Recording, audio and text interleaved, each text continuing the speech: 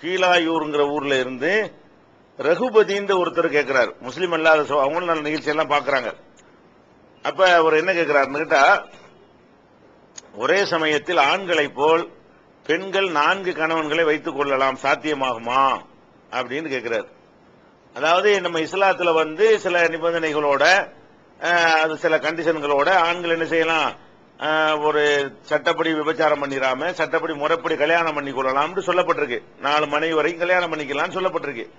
இதுக்கு எதிராக கேட்கறவங்க என்ன செய்யறாங்கன்னா, ஆணுக்கு அது மாதிரி செய்யற மாதிரி பெண்ணுக்கு அது மாதிரி 4 புருஷன் வச்சுக்கிட்டா என்ன, அது செய்யலாம் தானே அப்படின்னு கேட்கறாங்க. இது வார்த்தையை கேட்கறதுக்கு ஒரு லாஜிக் மாதிரி தெரியுமே தவிர, இது சிந்திச்சு பார்க்கும் பொழுது இது ஒரு சரியான கேள்வி கிடையாது.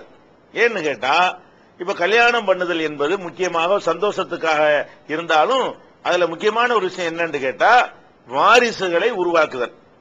நமக்கு வாரிசுகளை பிள்ளைகள் என்ன செய்யறது, பெற்றெடுக்கிறது. நம்முடைய தள்ளாத வயசுல அந்த பிள்ளைகள் உதவணுங்கிறதுக்காகத்தான் இந்த கல்யாணங்கள் பண்றோம். இப்ப வாரிசுன்னு சொல்லும் போது ஒரு ஆம்பளை 2 மனைவியோட வாழ்றான். அந்த 2 மனைவியும் கர்ப்பமாகறாங்க. 2 மனைவியும் கர்ப்பமாகி 2 பேரும் பிள்ளை பெறாங்க.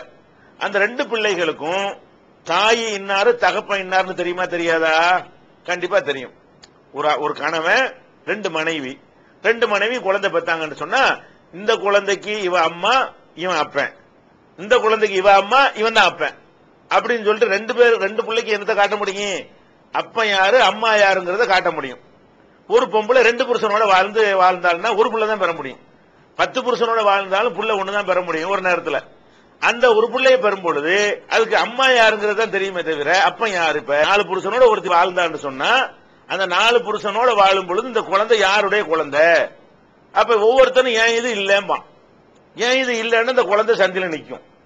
ஒவ்வொருத்தனும் இது ஏன் புள்ள இல்லன்னு சொன்னா என்னவாக, அல்லது 4 பேரும் ஏன் புள்ள தான் சொன்னாலும் சண்டையில நிற்கும், அருவாளை எடுத்து வெட்டிக்கு தருவாங்க. அப்ப 4 பேரும் ஏன் புள்ளன்னு சொந்தம் கொண்டாடினாலும் பயங்கரமான சிக்கல் வருது. 4 பேரும் என்னுடையது இல்ல, அவன மாதிரி தான் இருக்கு இவன மாதிரி தான் இருக்கு என்று சொன்னாலும் என்ன வருது, அதுல சிக்கல் வருது. அதுபோக இந்த 4 பேருடைய தாம்பத்திய வாழ்க்கையில வரும்பொழுது பெரிய பயங்கரமான சண்டை வெட்டு குத்துலாம் வந்துடும். அது உள்ள நுழைஞ்சு பேசினால் ரொம்ப அது உங்களுக்கு புரியும் அந்த விபரீதங்கள். அதனால இஸ்லாம் என்ன பண்ணுதுன்னா, உடற்கூறு ரீதியாகவும் சிந்திக்கணும்.